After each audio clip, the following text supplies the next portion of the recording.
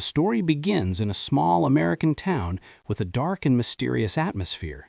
We first see a little girl named Gress who has been kidnapped. She's locked up in a cell or room. Her kidnapper brings her a cake because Gress loves cake. The kidnapper offers the cake, but the little girl is adamant, saying she just wants to go home to her father. The kidnapper tries to manipulate her, saying, "Your father doesn't love you. That's why he isn't trying to save you or even look for you." Gress becomes even more terrified upon hearing this. Suddenly, a cop appears from behind and instantly kills the kidnapper. It happens so fast it leaves you stunned. The cop takes Gress out of the cell and then drops her off at home. The moment Gress arrives, her father, Edward, is both surprised and shocked. He immediately calls police officer Mady, telling her his daughter is back home. Mady, who is investigating the case, quickly warns Edward, "Don't bathe the child and bring her to the hospital as she is so she can be examined and we can gather all the evidence of what happened." The next scene is the investigation. Officer Mady questions Gress. Gress tells the full story. "The kidnapper brought me a cake and was forcing me to eat. Then a cop came from behind, killed him, and dropped me home." Gress shares a crucial detail. "The van I was brought in was a beat-up van, and it's still parked in front of my house." All the officers are shocked by this news. They quickly search the van, and based on what they find, they locate the farmhouse where Gress was kidnapped. Upon reaching the farmhouse, they find the kidnapper's dead body.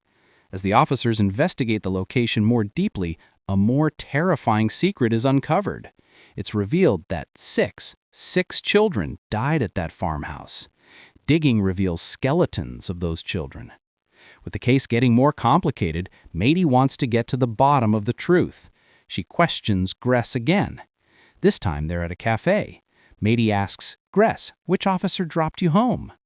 Mady shows Gress some photographs, but Gress says none of them are the one.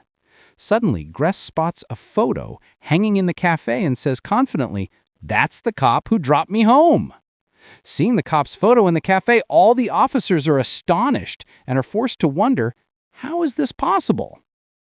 Gress's father, Edward, now frustrated, demands, "Now you know who it is. Go investigate that cop."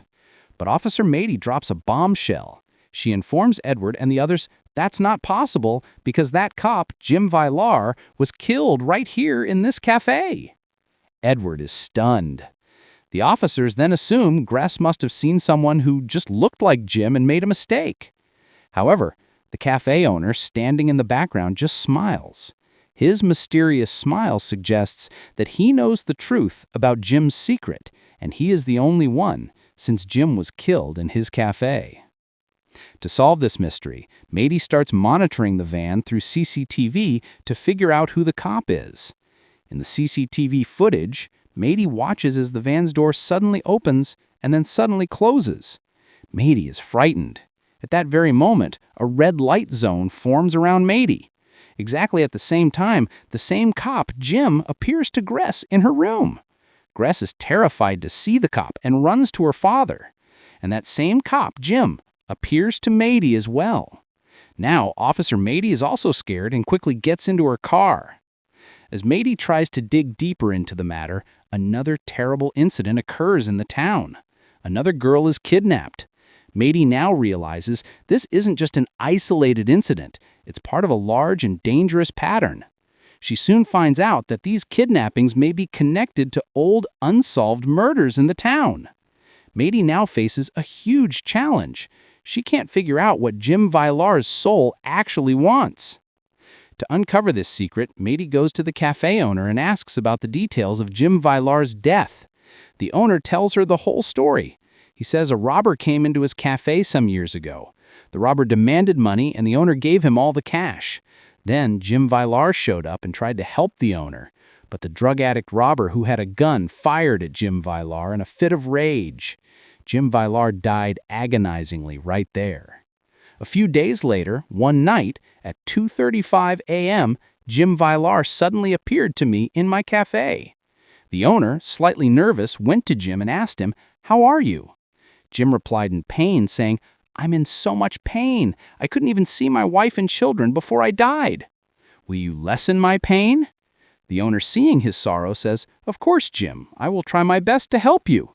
The owner further reveals, "I helped him, I shared his pain, and look where I am today. My cafe is doing so well." Mady, however, doesn't believe the cafe owner. She moves on and meets Gress's father, Edward. Edward also tells Mady the same story about how Jim is helping him. Edward says that Gress's mother has come back, which was never expected, and look at me, my life is going great.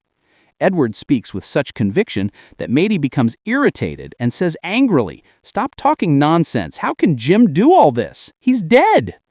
Edward, seeing Mady's anger, calmly asks, "Do you want to meet Jim?" Mady, slightly surprised, says, "Yes, I absolutely do." In the very next scene, we see Mady has come to Edward's house and is going into the room to meet Jim. After meeting Jim, Mady receives Jim's help. With Jim's assistance, Mady solves the case of the second kidnapped girl, and the girl returns home to her mother. Meanwhile, in Mady's office, a colleague named Parker becomes suspicious of Mady. He starts spying on her. He manages to find some evidence and calls Mady to meet him at the cafe. By chance, that cafe is the one where Jim Vischer was killed. Mady arrives and tells Parker the entire truth. And on top of that, Mady tells Parker one more shocking thing. The cancer you had, Jim cured it. Parker feels insulted upon hearing this and says, "Are you making a joke of the little life I have left?" Mady replies, "No, go to the hospital and get yourself checked again." Parker, giving in to Mady's insistence, goes to the hospital and is shocked by his report because he has been given a new life in an instant. Now Parker wants to meet Jim Vischer. Now everyone, Parker, Mady, and the cafe owner, comes to Edward's house. It's night, exactly 2:35 a.m. Parker is told Jim is waiting for you in the room. As soon as Parker enters the room, the whole essence of the story is hidden in this very scene. Jim takes Parker's hand and tells him, "Repeat what I say." Jim makes Parker say, "I accept you as the only ghost, and from this moment, my soul is yours." This is exactly what every character said. The cafe owner, Gress's father, Edward, Mady, and now Parker, whom Jim helped. And friends, the movie ends right here. The film, Holy Ghost, not only terrifies you, but also forces you to think. It features a unique mix of crime, mystery, and supernatural events. Jim Vischer's soul as a ghost comes and solves people's problems, improves their lives, and shares their pain, but in return, he gains control over all their souls, taking possession of their identity and existence. This is the dangerous pattern Mady sensed.